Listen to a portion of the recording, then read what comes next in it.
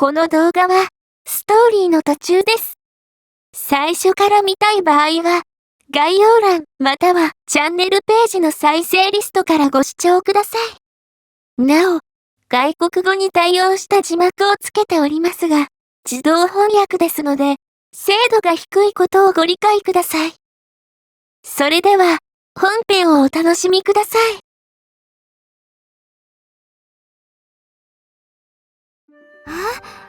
お疲れ様。放課後、カイロウと1階に降りたところで、姉さんに声をかけられた。姉さんは、今から部活。時間あるなら寄ってく？ラスク作りだって？そう。結構簡単だからレパートリー広がるよ。せっかくだから。今日は旅館の手伝いがある。でも、夜ぐらいはできそうだ。それじゃ、行くよ。やったー！いや、姉さん、廊下だから。姉さんがためらいなく抱きついてくるのもいつものことだけど。小柄なのにこういう時の姉さんの力は強い。逆にこっちからドンと言ってやったらどうなのかな逆にこっちからぐっと抱き寄せて、姉さん、学校だよみたいな感じで言ってあげたらどうなのかな俺そういうのやってみたくなるタイプなんだよな。ごめんなさい。それじゃあ、行こう。いや、引っ張るのも。見た目からは想像できない強い力で惹かれ家庭科室へ。ああ、今日も巻き込まれたのね、弟さんは。でもすごいな。家庭科室らしい家庭科室やな。なんとこれ、なんかどっかの学校でも題材にしとるんかな。お邪魔します。この、食器の置き方とかが結構リアル。食器の置き方とか、結構リアル。本当は、この右側の、はかりなんかは重たいから、あまり上の方に置いといたらダメだと思うんだけど、けどなんか、ぽい。すごいぽいね。学校の家庭科室っぽいね。家庭科室に誘われたのは、今日が初めてではない。俺も周りも慣れっこだ。ちゃんと料理しますよ。もちろん。お客様でも家庭科部に来た人は、しっかり部活動をしてもらうから。それじゃあ、早速始めましょう。レシピはみんな受け取った？エプロンをつけた姉さんが部員たちに声をかけ、調理開始。家庭科部の調理受注は、3人が1組になって行う。俺は姉さんと組むことになる。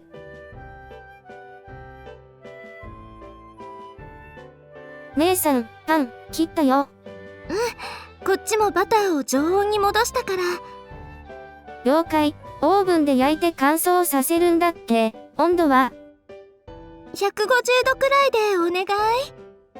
2人で料理をしているから、スムーズなものだ。はあ、相変わらず手際がいいわね。いつでも家庭科部は門を開けてるぞ。料理をしてたら、副部長からいつもの提案がやってくる。いや、幽霊部員になるのが間違いないんで。彼を縛ることは何人たりとも不可能なの。なんで姉さんが得意げなんだろう。そっか。残念無念。答えは分かりきっているので副部長も気にはしない。家庭科部に来た時のお約束みたいなものだ。あとは焼き上がりを待つだけね。紅茶の準備しちゃおうか。姉さん、湯煎したチョコレートはどうする？そっちは焼き上がったらコーティングして冷やすからお湯からあげちゃって。ああ、ストップ。あ、何か作業間違った。ほっぺにチョコついてるから。どうやったらほっぺにつくんや。取って。俺の方を指で拭うと、そのまま姉さんの下でペロリ。ラスク自体が甘いからちょっとビターなのがいいよね。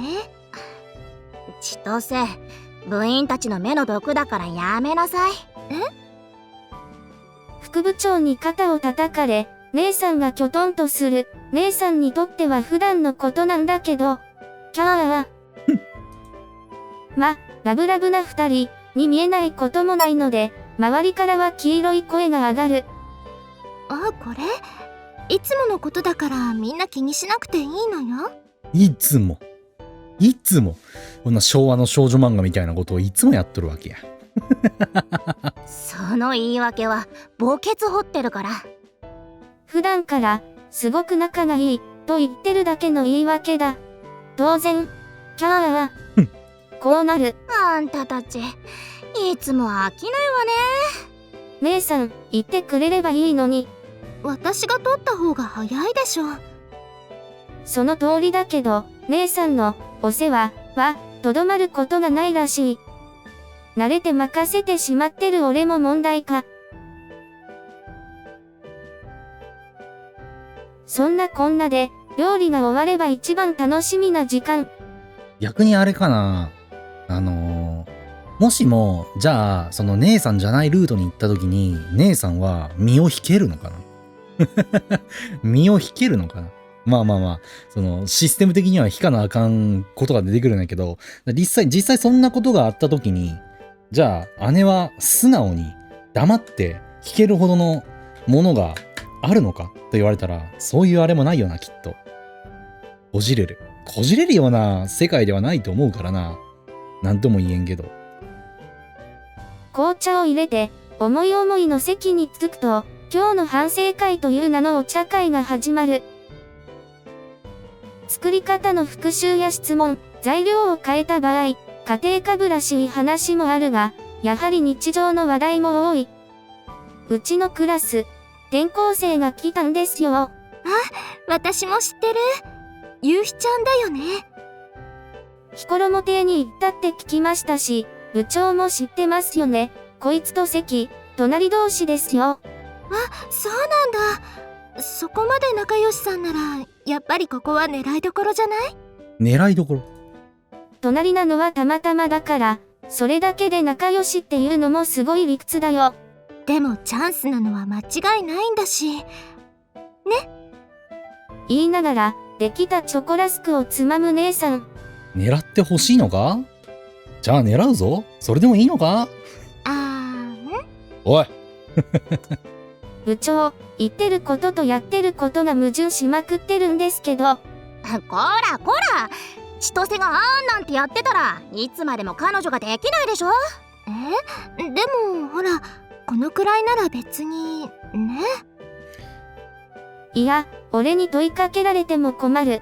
いいな、この恋を自覚した時にどうなるかってちょっとアナザービューがあるからさ。アナザービューがあるから、この恋を自覚した時にどうなるかってのは、なんて言うんだろう。書いてほしいっていう願望があるな。はい、書くだろうかな。書いたらすげえなって思うけど、この失恋、この件に関しては、千歳の失恋を描くっていうのがあったらすげえ優秀だと思うけど、だってどうしてもこのこういうゲームのね、定めというかさ、一人のヒロインにドンって言ったらもうなんか明るい部分しか見えんわけよ。けどどうしてもその暗い部分っていうのはこういうね、男の子1に対して女の子が3おるわけだから、でね、まあレイは置いといて、で2人はねこっちに対してね好意を抱いとるわけでしょ。そうなってくるとどうしても暗い部分ってのがね発生するわけだからさ、選択肢は一つなわけで、まあおじさんは同時進行で横連母な浮気しまくるみたいな話をね、同時進行しておりますが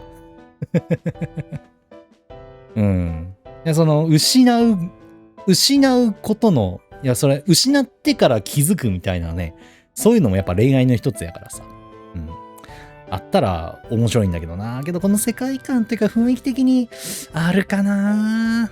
でもそこを裏切ってドンってあったらすげえかっこいいんだけどな。まあそこまでは体験版では描かれんから、ぜひね製品版を手に取っていただきたいんですけど別になんかそのなんだろう、案件とかそんなんじゃないから、お金とかもらってないんで、まあまあ好きにせえやって話なんですけど。うん、それじゃあ食べない？寂しそうなことをされるとそれも困る。食べる、一口で食べる。たくさんあるからね。はい。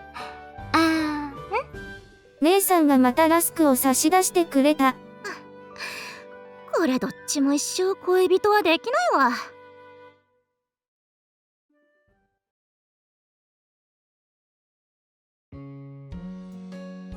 お、放課後だ。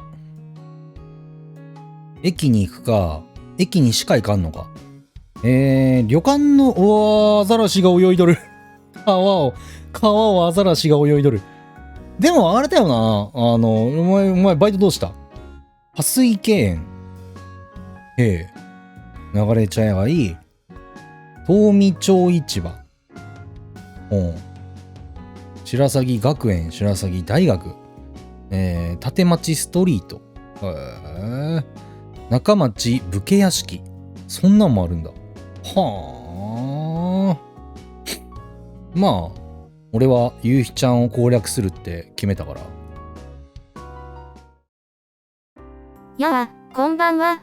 すごいな。会いに行っとるやん、ここまで来たら。だって学校と家は反対方向なんだから。反対方向っつったらあれだけど。駅前で黒姫さんを見かけたので、声をかける。こんばんは。振り返った黒姫さんはびっくりしたのか、口が、わ、の形になっていた。ごめん、自転車に乗ってるやつが急に声をかけたら、びっくりするか。こうやって声をかけられたことがないので、一瞬ナンパかと思ってしまいました。俺、そんなナンパっぽい。どうも黒姫さんには、ナンパ野郎、扱いをされている気が、そこはかとなくするのだが。おととい会った女性に、昨日今日と声をかけてるんですから、なかなかだと思います。送り狼は狩り尽くされても、まだまだ安心はできませんね。言うなわ。言うね。そう言われてしまうと、ごもっともな見解だ。黒姫さんは今から帰るところを。はい、白鷺市を見て回ってました。あなたは配送中でしょうか？配送。なるほど。そういう解釈もあるんか。自転車の後ろに積んである荷物を見て、黒姫さんが首をかしげる。そんなところ、旅館の手伝い中なんだ。あ、そういうことね。びっくりした。びっくりした。ああ、そんな話をしてましたね。こっちにあるお店に注文したものがあってさ、取りに来たその帰りなんだ。あら、でしたら邪魔をしてはいけませんね。お仕事中なのに女性に声をかけてきたのは内緒にしてあげます。そうだな、秘密にしてくれると助かるよ。顔を見合わせてお互い小さく笑う。ああ、そうだ。自転車にまたがったところで、黒姫さんに声をかける。今日が転校初日みたいなものだけど、どうだった？想像通りのところと想像してなかった部分、両方ありましたね。皆さんと食堂でご飯を食べたり、蔦町先輩がお茶に誘ってくれたりと、驚くことばかりでした。馴染んでくれるといいんだけど。はい、きっと馴染めます。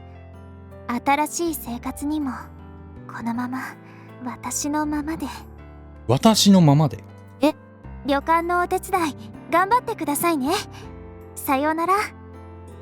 やっぱ何かあるな。ああ、さよなら。やっぱり何かあるな。黒姫さんが会釈をして去っていく。なんだ？なんだ？何か引っかかったような気もする。でも、それが何かまではわからない。首をひねりつつ、自転車を漕ぎ出した。アナザービューあるか？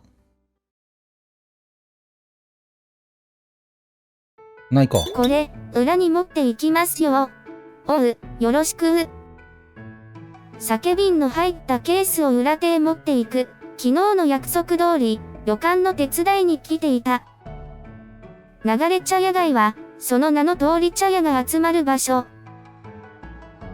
ここで言う、茶屋は喫茶店にとどまらず、礼儀を呼んでのお座敷遊びや、会合、宿泊など様々な目的を持つ場所を指す。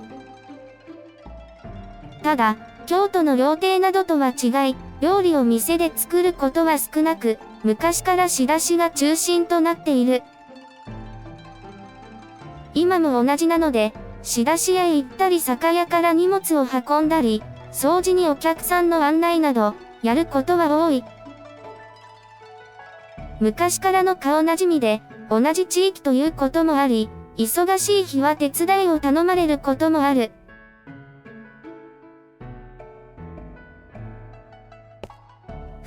これで全部ですね。おう、ありがとう、いつも助かる。いや、もらうものもらってますから。違いない。労働には対価が必要だ。それも労働に見合ったもの、常識だな。おじさん、また何か読みましたね。影響されやすいんだから。おっと、こいつは失礼。言いながら、旦那さんが封筒を渡してくる。昔からなので、バイト料というより、おだちんの感覚だ。そういや、ずいぶん可愛い10枚が来たじゃないか。噂になってるぞ。例のことですか？朝の掃除に参加すると思いますから、よろしくお願いします。物静かな子ですけど、良い子ですから。いいねえ、まったく。可愛い子が来たからって、千歳ちゃんも放っておくなよ。わかってますよ。それでは、お疲れ様でした。いつものからかいなので流しつつ、お暇して家へと帰る。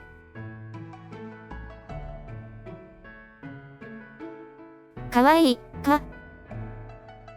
レイはとても可愛い子だと思う。初めて見たとき、思わず目が離せなくなったぐらいだ。とはいえ、まだまだ行動の読めない子でもある。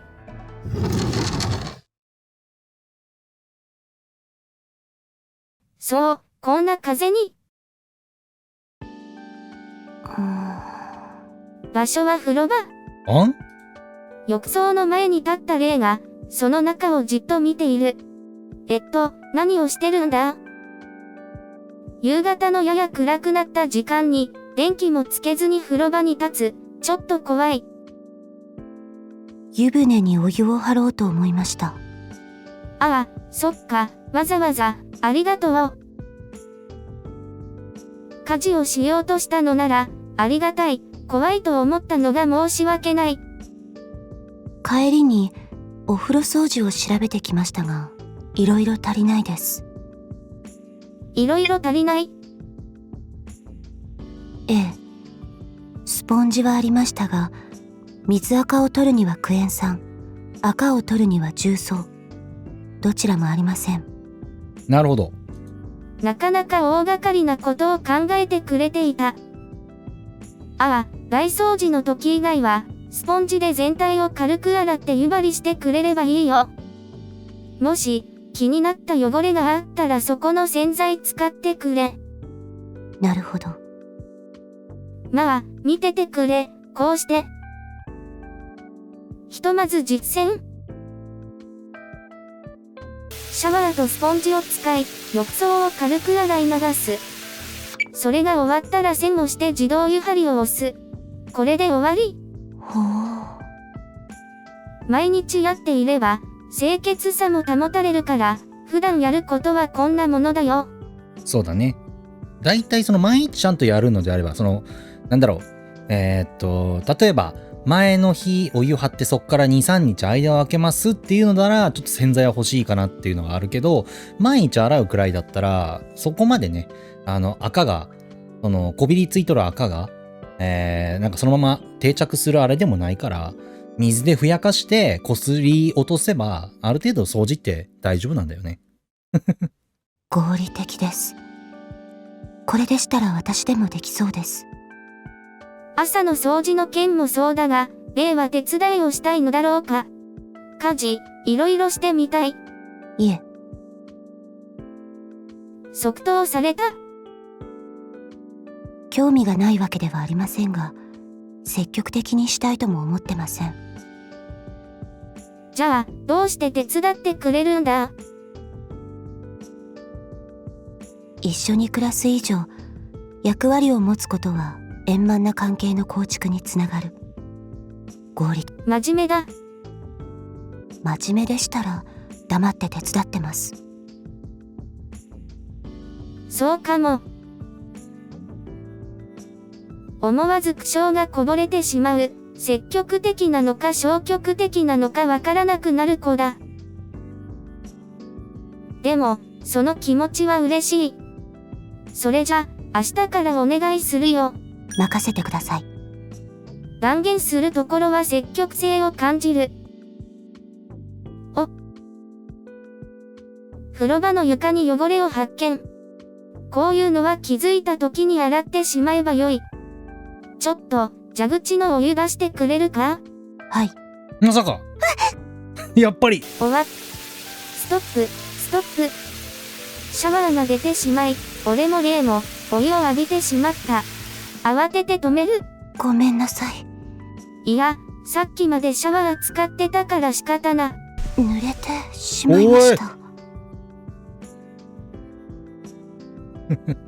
おいちょっと、何やってるんだ。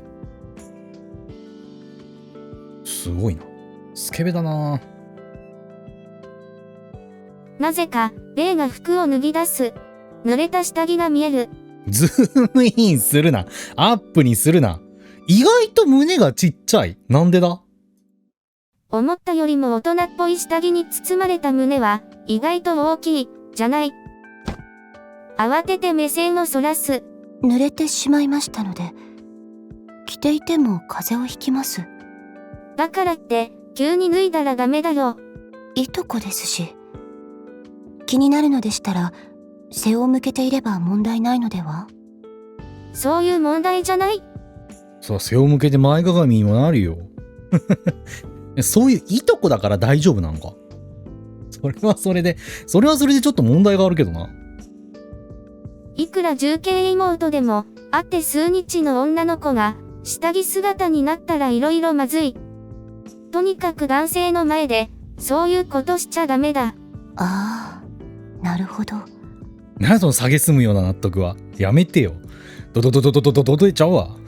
お、すごいな。他の男性の前で見せようなんて思ってませんよ。何？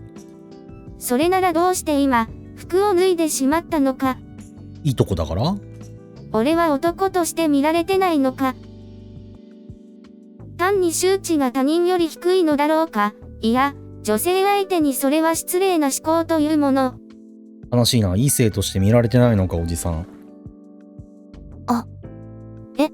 いえ、透けてますね。まあ、こっちもお湯をかぶったわけだから、濡れて服が透けてしまっている。男性の体は、そういう感じですか。なんで見てるんだ？見えるからです。いや、見ないでくれ。そうですね。失礼しました。男性の体を近くで見た経験がなかったので。興味があるのか、まだ視線を感じる。なんとも、居心地の悪い恥ずかしさがあり。こんばんは。今日ね、お肉が安く売ってて。姉さん？姉さん。この声は姉さん。どうしてこのタイミングに？ちょっと姉さん、今は。洗面逃げる間もなく、姉さんが風呂場を覗く。姉さん。誤解なんです、姉さん。俺は濡れて透けた状態、レイは下着姿。どう考えても、あれな状況だ。どれだ？こんばんは。横からこう見るとやっぱでも形はいいな。おっきいな。うわー、すごい。意外とセクシーな下着を履くんだね。てか、着るんだね。自分の服をぎゅっと絞ってレイは平然と挨拶する。二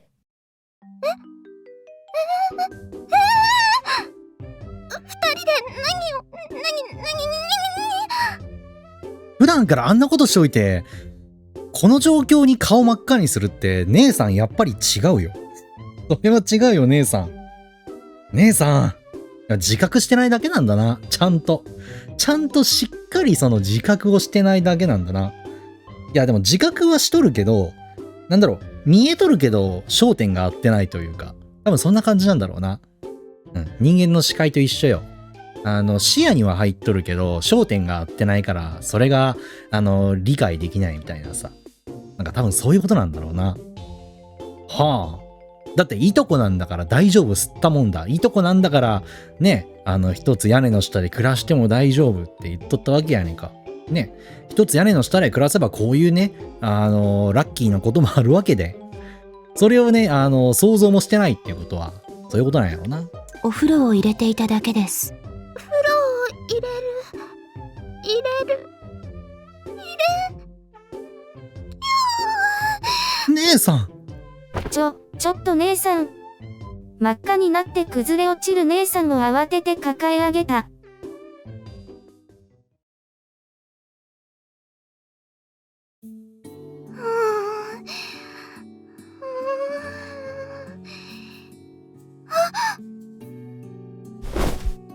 起きました。起きました。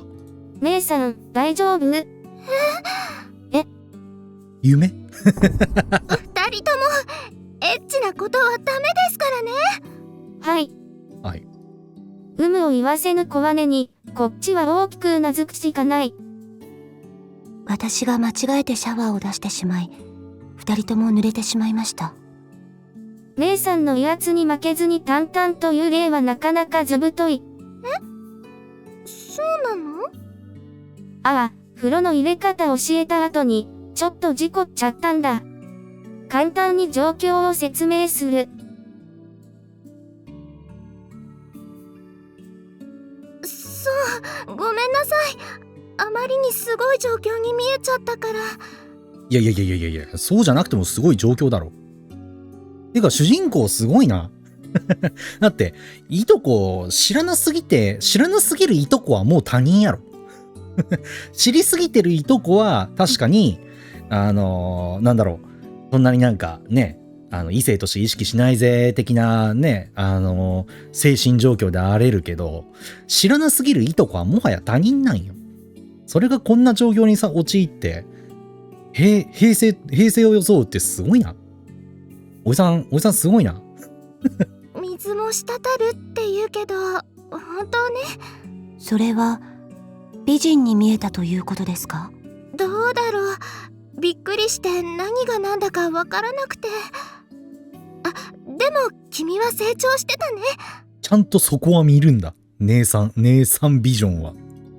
いつの俺と比べてるんだ。とにかく、夕飯できてるよ。姉さんが伸びてる間に、夕飯を作っておいた。お肉が安く手に入ったということで、それを使ってナス味噌炒めに、バラ肉をたっぷり入れた。ごめん、作ってもらっちゃったんだ。姉さんほど味は期待しないで。期待しちゃう？ええ。食べる以上期待します。わわわ。苦笑しつつ、今日の食卓を囲む。いただきまーす。いただきます。昨日と同じように、例はワンテンポ遅れて、いただきます。ナス味噌炒め美味しい。甘辛いお味噌がいい感じ。いいですね。よかった、例がレシピを調べてくれたんだ。いいレシピ選んでくれたね。今日の夕飯の美味しさはレイちゃんのおかげ？いえ、家にあるレシピ本から選んだだけですから。そっか。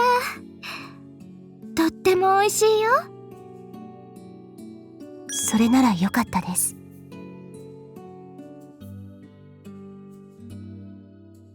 そっけない言い方だが、褒められてどこか誇らしげでもある。わかっているからだろう。姉さんも微笑んでくれた。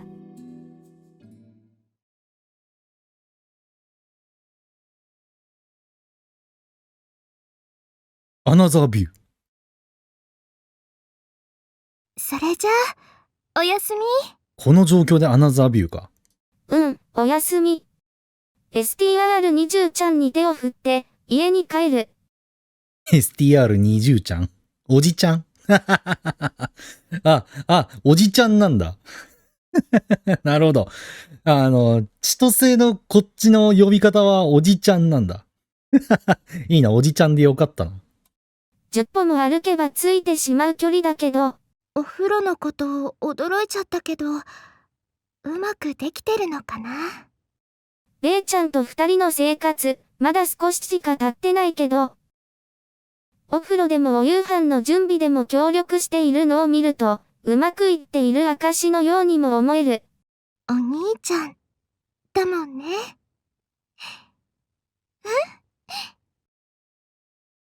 彼なら、きっと。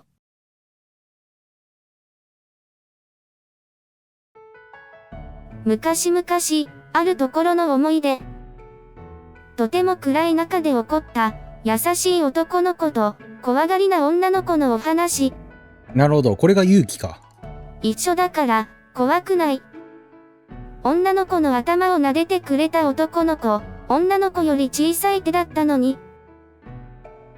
とても暖かくて、震えが止まった。今は、怖くない。よかった。笑ってくれた、とても怖かったように。私が何とかしなくちゃいけなかったのに、懸命にくれたあの時の安心感。温かな気持ち。それを今、れいちゃんが受け取っているのなら。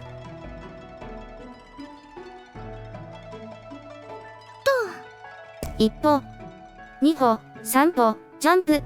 4歩、5歩、6歩。到着。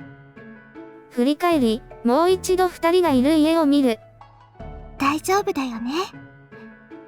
お兄ちゃん。